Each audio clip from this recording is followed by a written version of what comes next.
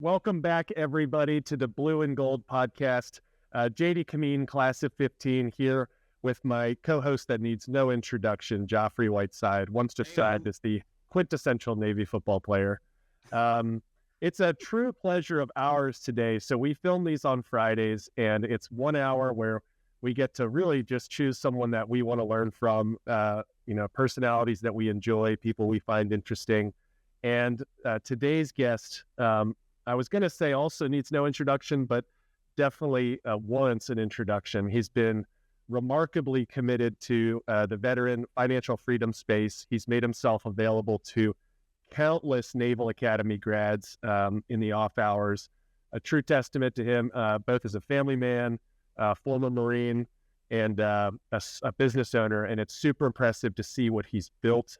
And it's super exciting to know that we've only seen him scratch the surface so far. Buddy Rushing, welcome. Thank you. Finally, I get invited on the auspicious Blue and Gold podcast.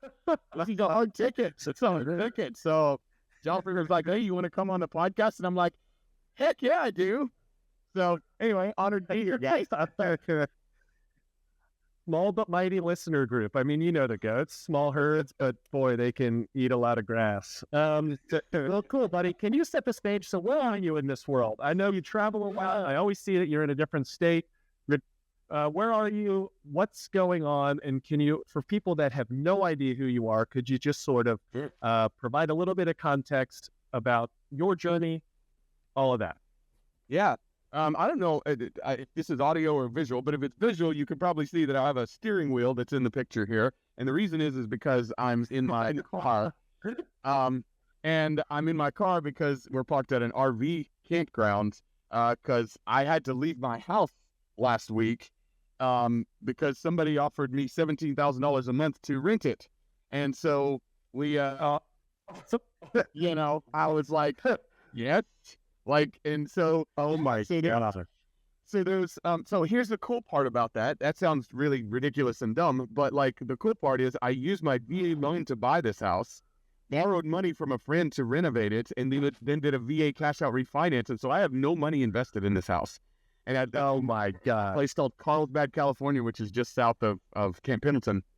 And, people love to come here and to stay. And so, so what we did was we were like, well, like Richard Branson says, when you're faced with like an incredible opportunity, you have no idea what to do, say yes and figure it out later. And so we were like, yes, and let's figure out where to go. So we're in an RV right now. Then we're later in the month, we're going to fly to Montenegro to do this like family immersion thing where they teach your kids about the culture and they, send them through this Montessori school, and then the parents, the families from all over the world fly in and they do this thing called Boundless Life, which is a program there in Montenegro. And so we're going to stay there for a month, and then I don't know what we're going to do in August. I'd probably go to the Bahamas or something, but yeah. So we did this last summer as well. And the whole point of it all is we're forcing ourselves outside of our comfort zone, forcing ourselves to travel. And and I can tell you the impact that it makes on your family, on your life, on my marriage, on my relationship with my kids. It's like Mark Twain said, like travel is the antidote to a small mind, right? And so in traveling, it becomes a life adventure as opposed to just a vacation. That's where I am. That's so good right now. So weird. I don't remember seeing any flight itinerary in requests or invites to Montenegro. I guess this is just a Rushing family thing. It busted in your spam folder. I'm sure that I sent it to you. All expenses paid flights to JD Kameen. Yeah, right. There's so many questions. Where is this tenant at? What's that? Oh, the tenant? What on this tenant? Yeah. So we have some friends that manage the house for us, and they put it on Airbnb as a medium-term rental. And the tenant is actually an Air Force guy who lives in Carlsbad. He had a problem. His house flooded, and so there was some kind of plumbing thing, and it was an insurance thing. And so he filed an insurance claim. And wow, his insurance company is paying us, not him. So he's oh my gosh, it's even better. Yeah, so they're renovating his house, and he's the insurance company is paying us. So I cashed the check yesterday. Wow. You've told me before in person, the more times that you attack this type of strategy, you stay in this market, these opportunities happen. Like this probably wasn't just lucky. This is all part of it. So one of the really interesting things about it is there's nothing that I did to this house or to this opportunity that anybody else can't do. I used my VA loan. I qualified for it with my pay as a Marine. And I borrowed money from a friend to renovate it and then did a VA cash out refinance to pay my friend back. And then I've got somebody that's managing it for me that listed on Airbnb. So there's nothing special that I'm doing. It's just, anybody can do this. And you don't have to do it in Southern California. You can do it wherever you live, And so the one thing that I would tell people all the time is try to change your mindset in relation to the things that are in your life, right? So your car can become an income-producing asset. Your house, your attic, your yard, your pool can become an income-producing. Did you know there's an app called Swimply that literally allows you to rent your pool out to people when you're not using it? I had somebody pay us $1,000 an hour. Oh my gosh, that's insane. It was an Instagram model or whatever she wanted to be. I never even saw her or met her or whatever, but because they ran it. But she rented our pool out to do an Instagram photo shoot, and she rented it for 2 hours and paid us $2,000. Yeah. What? So That's insane. Pool. By the way, Turo. I've got this car that I'm sitting in right now that I've got it listed on Turo, and when I'm not using it, did you know the average person uses their car less than 9% of the time? 91% of the time, it's just sitting in your garage or in your driveway. So, but you're paying for it 100% of the time. So what I do is when I'm not using my car, I'll rent it out and I'll make $75 a day, right? And so let's just say you rent it out 5-6 days out of the month. Well, all of a sudden, how much is your car payment? Maybe your car payment is $700 a month or something like that, or whatever, 500, 700, 1,000. Well, imagine if you rent it out and you make 75% of that just in the time you're not using your car. Well, now your car payment's $100 a month or $0 a month, right? You're at it. Think about this. There's an app called neighbor.com. I talked to a guy yesterday about this. I was like, do you have an attic? He goes, yep. I was like, are you using it? He goes, nope. I said, did you know that I have a friend who's making $500 a month, allowing somebody to store a bunch of their excess stuff in his attic? Oh, neighbor.com. Neighbor, that's so smart. They're required to take photos. They inventory everything. It's fully insured, and the stuff is just sitting in his attic. But it's cheaper for the guy that's storing it there than finding a storage facility, right? And so he's making $500 a day. Incredible. For an attic that he's not even using. I know another guy that's allowing somebody to park an RV, and he's got a very large yard. So he clearly doesn't live in California, but he's got a very large yard, and so he allows somebody to park their RV there. They're not living in it. It's just an RV. It's just sitting in the back corner of his lot, and he makes $300 a month to let somebody just use a tiny little section of the back corner of his lot. My point in saying all this, guys, is look around you. Everywhere around you are liabilities that could potentially be assets if you use your creative mind to focus on it. Buddy, where does this drive come from? Because it's sometimes I can see people and I'm like, oh, his day job, he's just putting this energy on so that he can, get through the workday, and then he's totally different on the weekends. You are obsessive about serving veterans in the financial freedom space. Like, it's not some type of routine. It's crazy. I mean, I've seen you at 2 a.m. I've seen you at 6 a.m. It's always the same. Where does that drive come from? It's an obsession. What's the why? Where did it come from?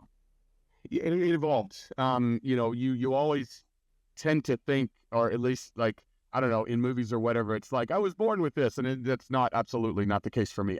It evolved. It started, like White Feather started with us just wanting to buy real estate so that we could have a little bit of extra money. And then it sort of evolved to, wow, I think we actually can become financially free. But it was only about us, right? I wasn't helping anybody for years and years.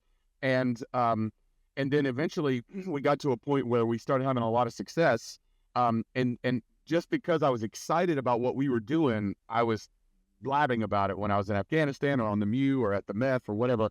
And people just showed genuine interest, like a lot of genuine interest. And it wasn't just like, oh, that's good for you, buddy. Let's change the subject to something else. It was like, tell me more, right? And so, I set off of that because I was like, people are genuinely interested in this and they're excited to talk about it. And so am I. And then I helped the first person do it. When I saw, and what I mean by help the first person do it, I helped them buy a turnkey rental in Memphis. And it was like a $120,000 house. They put 20% down and they bought it, and, it was managed. And so, the next month they got their first rent payment from the management company, and they texted me and they were like, this is amazing. Like my life is never going to be the same. Like I now feel responsible, And the feeling that I got in my heart and in my stomach, like I was on a high that whole day. And I remember the first time I made, a wholesale fee, right? So like whenever we were first getting started, one of the things we did at the very beginning was we wholesale 2 houses in Yucca Valley. And I made $5,000 on one house and $13,000 on the other house, which was at the time very good wholesale fee, right? That was a mess. It was several months long. It was a disaster. I would never do it again that way. But we made money. And I remember being really excited by it, right? And I was like, wow, this is awesome. Making money is a lot of fun.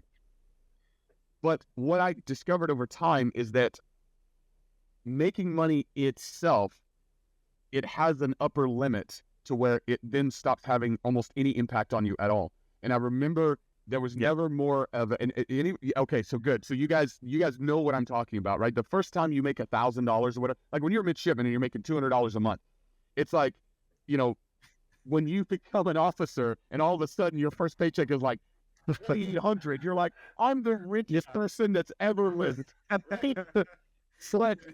Totally. Then after a while, that starts getting muted. And as crazy as this sounds to people, and for people listening to this who are like, just getting started or whatever, they're like, in their mind, I'm sure it's like, once I become a millionaire, like the world is my oyster and everything's great.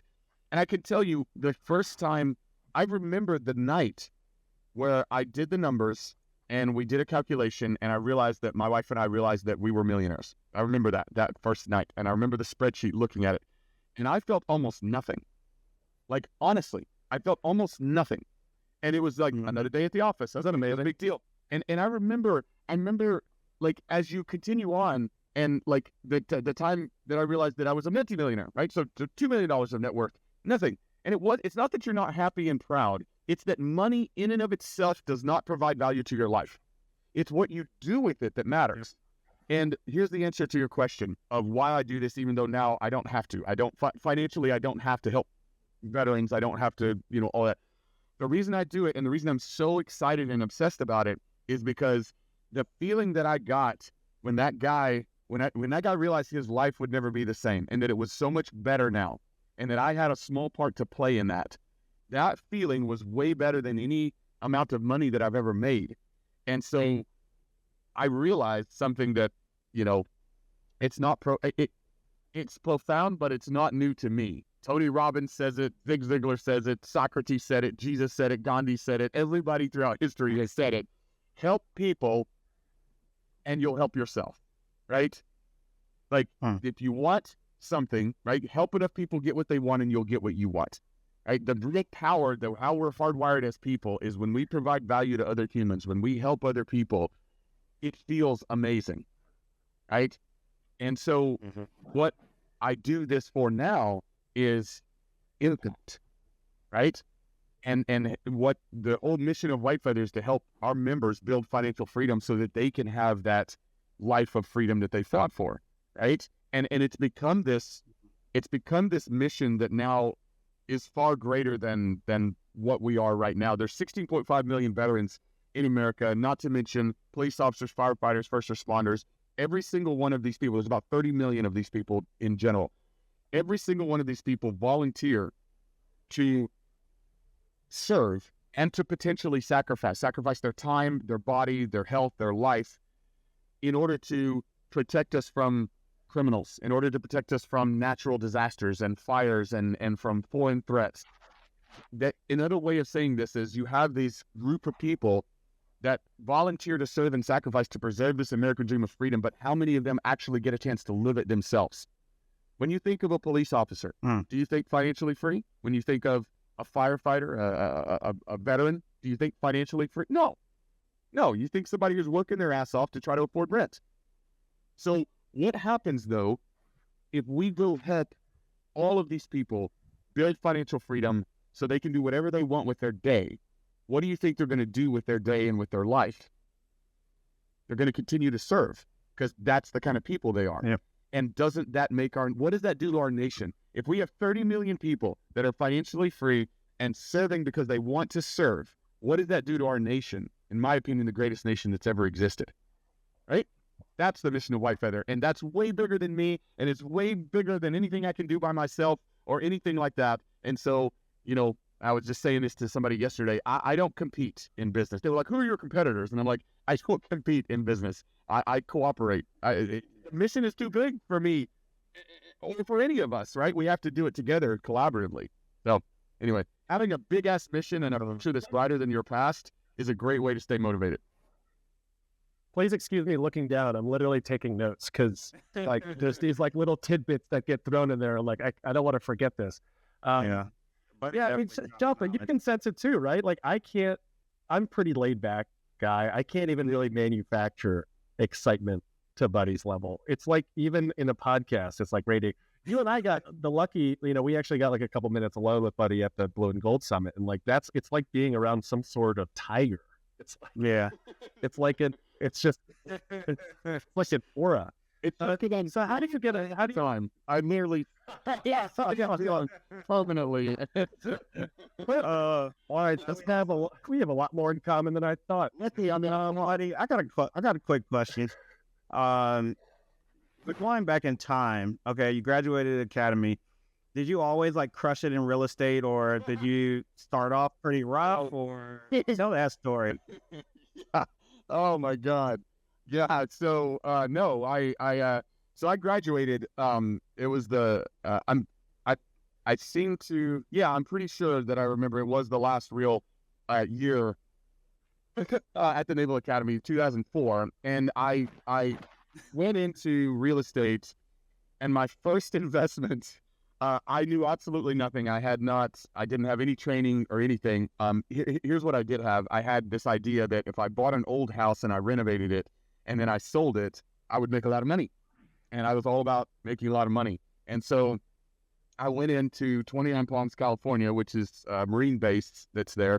And that's where I was stationed. And, I went into a real estate agent's office and I said exactly that. I said, I want to buy an old piece of crap house. I want to renovate it and I want to make a lot of money.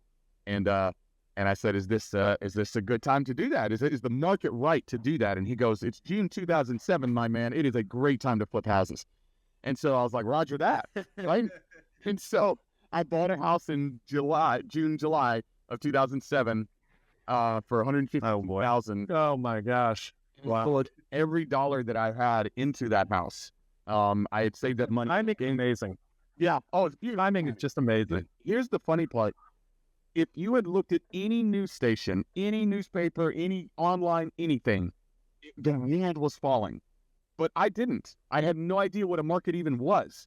All I knew is you buy an old house, you renovate it, and you make money. And so I poured every dollar I had into it, and for 18 months, I worked every single day, nights, weekends, everything to renovate everything from the floor to ceiling. The only thing we didn't do is electrical and plumbing, which we had done for us. I re-roofed it. And brought Kimberly out there, and she helped me do all of this. And after 18 months and all of our money spent, we had it appraised. So we bought it for $152,000, put $30,000 into it, and when it appraised, after renovation, it appraised for $68,000. And so I started my real estate journey with a negative $70,000 net worth and all of the money that I had saved for real estate gone. So that's the answer to your question. That was my first year. Okay, so how'd you overcome it? I would like to take credit and be like, I saw the future and it was amazing, but that's not the case either. I had a real estate agent who, again, I would like to say he was noble and a mentor, but no, he just wanted a commission. So he was trying to get me to buy. But you know how God puts certain people in your life at certain times for certain reasons? Yes. JD is a fantastic example of that, right? And so like, JD was like, hey, I'm starting this USNA property network and I'd love for you to join and I'd love for you to kind of add value and everything. And some of the people that I've met, Geoffrey, you being one of them, some of the people that I've met through that magical work that he's done with that group. I mean, my God, like just absolutely so impressed at all that you've done with this group. And it's that there's actually interesting people involved. Like, I think they come more for Geoffrey and you. That just happened to be the admin. But anyway, whatever it is, what you've done with that is absolutely magical. I could never have done that. Anyway, so this guy named Larry was this real estate agent, dropped into my life and was like, buddy, listen, instead of looking at what happened with Sun Valley, which was the house that I bought that went under, he said, pay attention to the fact that it's 2009 now. This town has had a 50 to 60% depreciation. Everything in this town is on sale for 50 cents on the dollar, but the rent has gone up because wars in Afghanistan and Iraq are raging. Troop strength is going up. The Marine Corps is plussing up their numbers to 202,000, and they're flooding money into BAH, which in a military town, that means more rent. And so did they get that? I didn't either. And so he said, you need to be buying and buying and buying. And so what I didn't tell you is we had spent all of our money that we had saved for real estate, but we had squirreled away $16,000 for our wedding. So we were engaged at the time. My wife and I were engaged at the time, and we knew we had to pay for our wedding because, my family doesn't come from money or anything like that. And so we had $16,000 set aside for our wedding. That was all the money we had in the entire world, checking, savings, everything. No Roth IRA at the time. No. If this goes the way I think it's going, you've married a saint. Oh, no. I'm like, yeah, well, not a saint because she's got a temper, but I will tell you, really, she's only got a temper for me, though. Like, she would never, right, the sweetest person ever, you guys. But she definitely, I'm not easy to live with, but that's another story altogether. But anyway, but yes, I would tell you a total ride or die, a total, like, just partner for life kind of person. Because we're driving down Longo, this desert road, and I was like, man, we know we want to get married. We want to get married really, soon. But Larry just said this whole town is half off and we should buy. What do you think? And she goes, honestly, I think we should get married at the courthouse and invest that money into another property. And so we got married at the San Bernardino County Courthouse. Google it. It's not nice.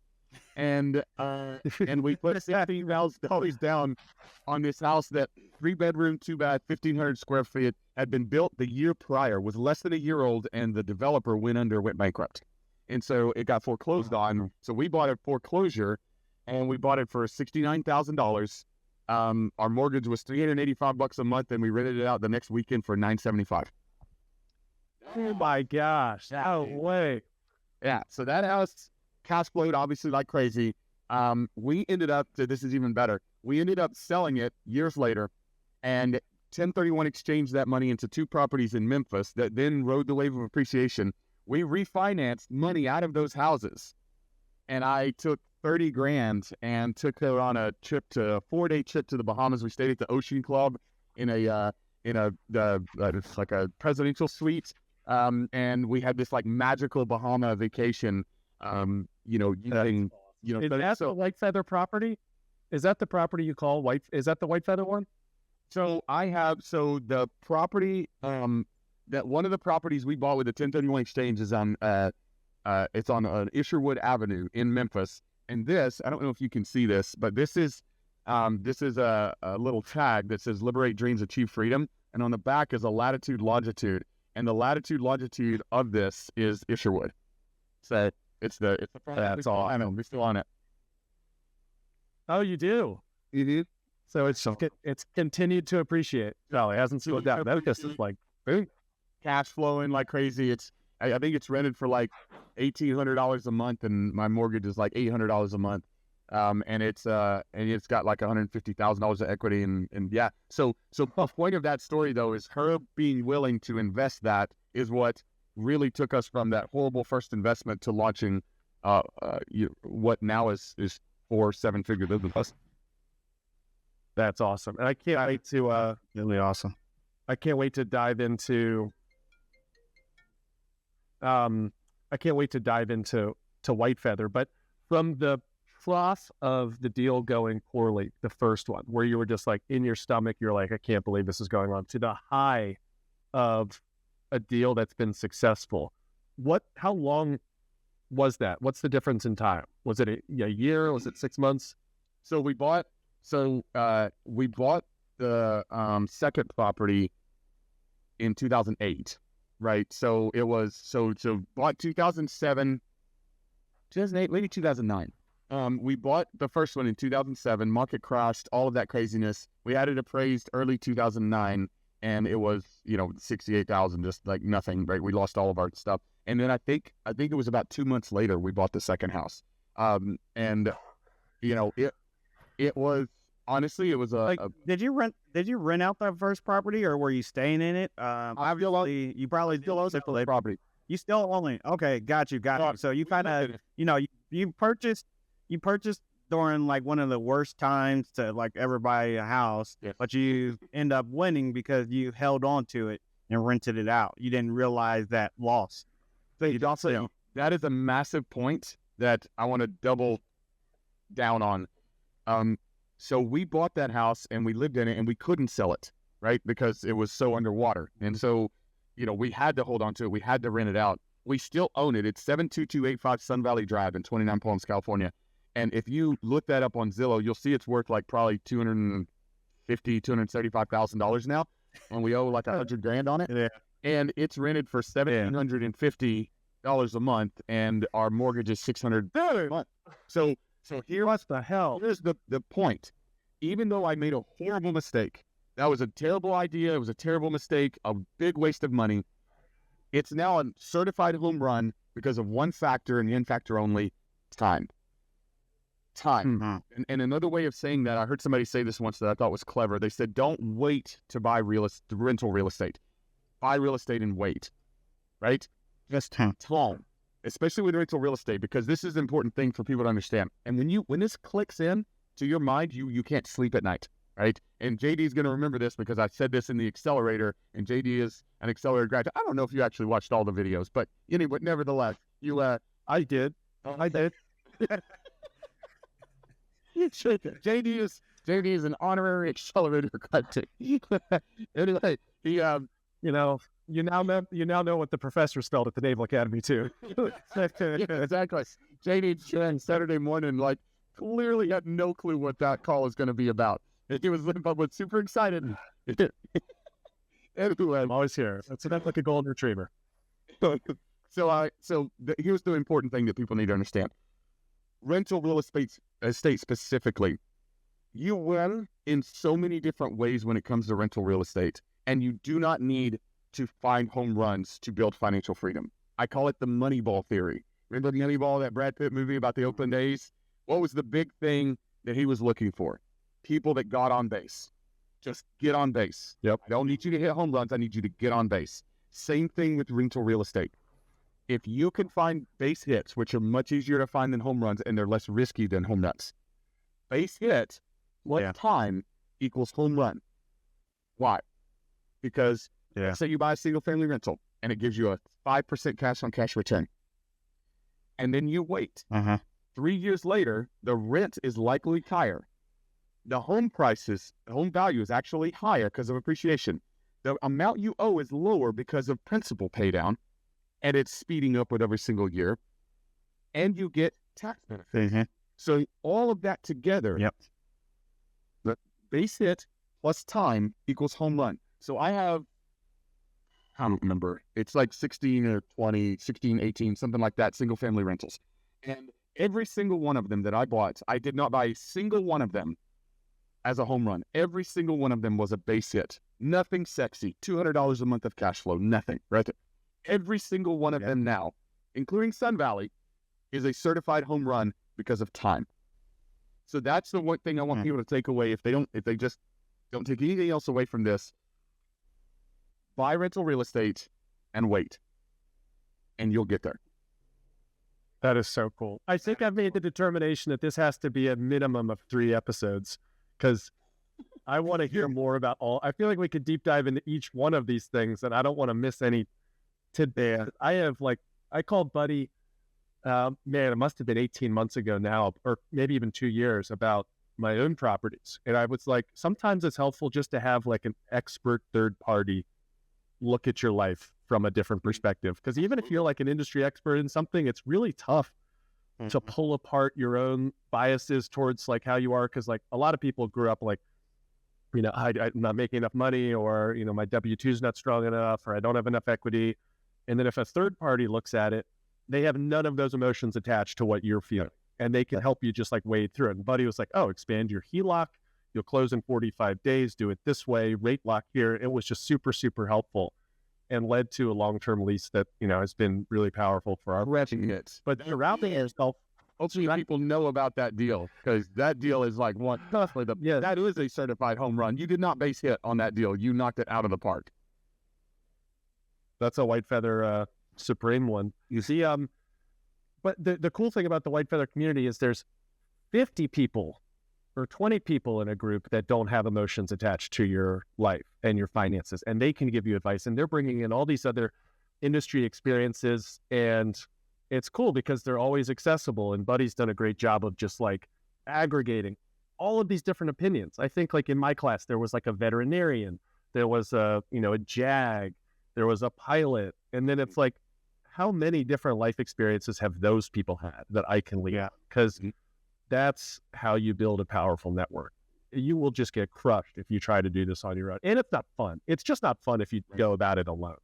You're just like an anonymous, like real estate investor. That's like the life of a billionaire. I mean, surround yourself with good people. Like if there's another takeaway on my side, it's Buddy's built something incredible within the White Feather community. I think it's a disservice if you don't find out more information about it, because you deserve to, and your family does. The moment I kind of got serious about needing to build the people in my corner, I was really at like the peripheral of what I was able to achieve on my own, was when I started seeing deals that were cash flowing, seeing deals that were home runs, seeing, more importantly, deals that were base hits that I didn't have exposure to, but Buddy has built that, which is super, super cool.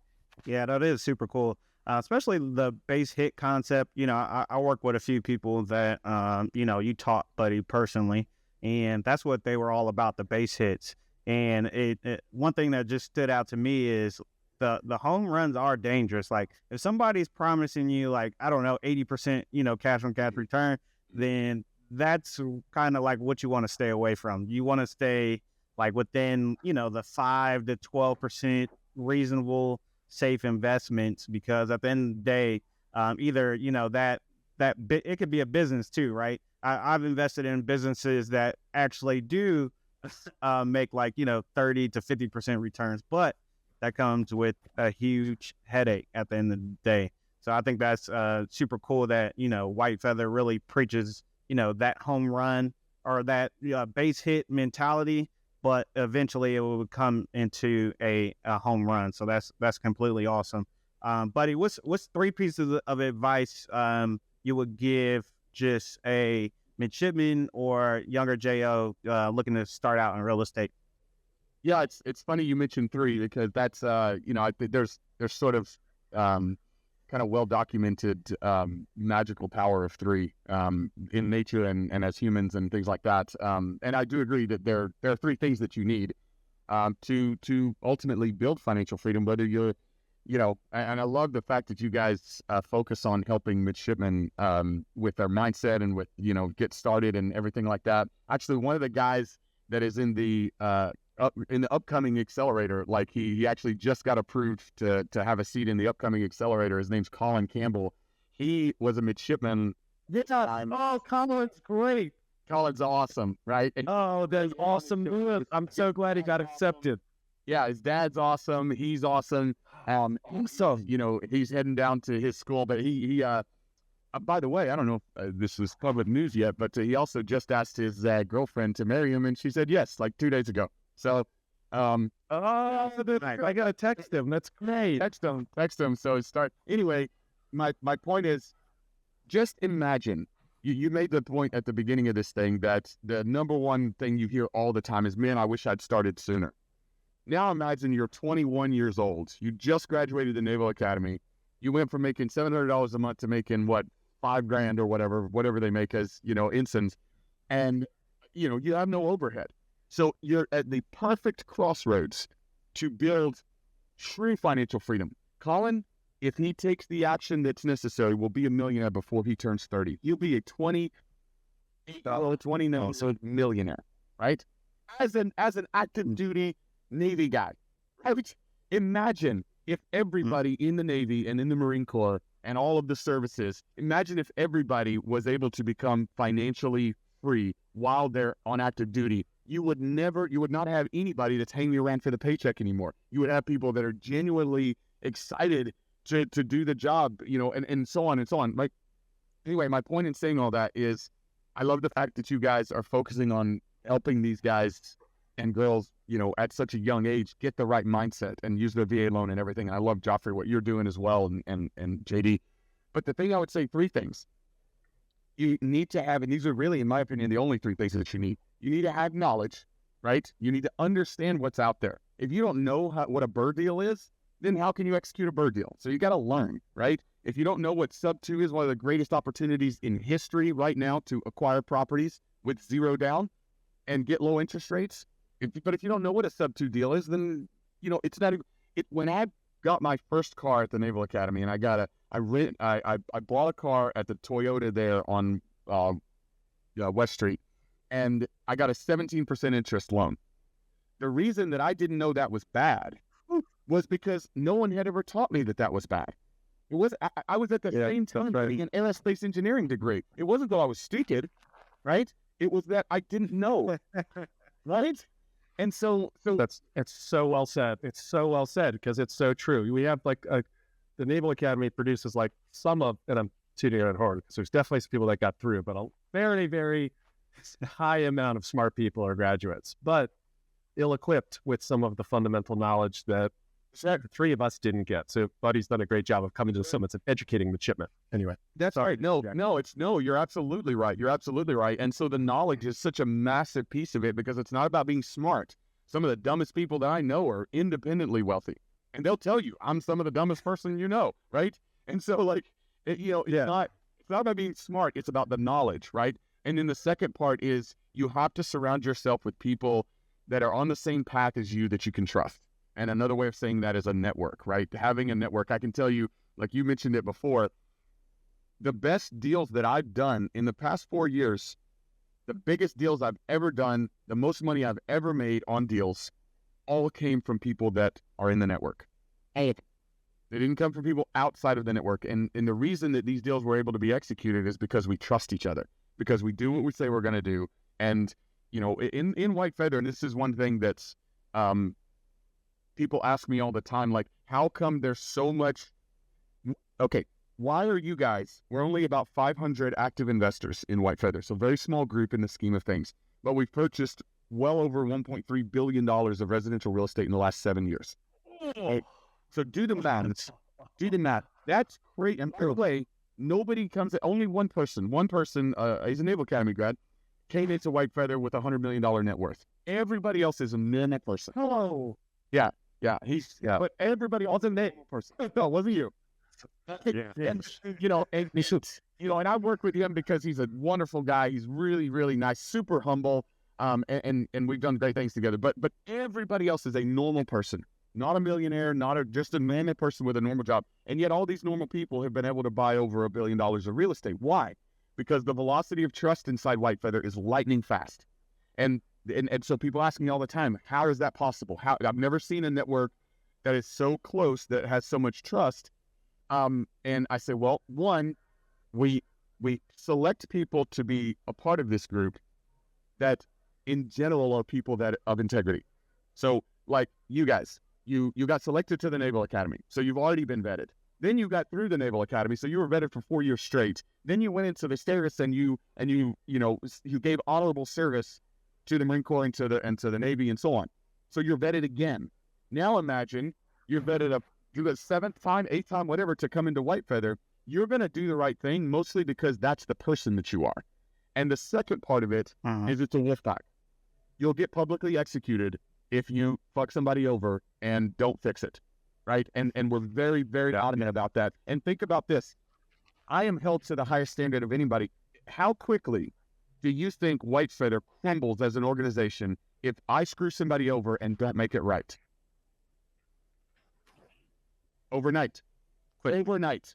All of a sudden, if you take the trust out of Whitefeather, who cares what else we're doing? Right?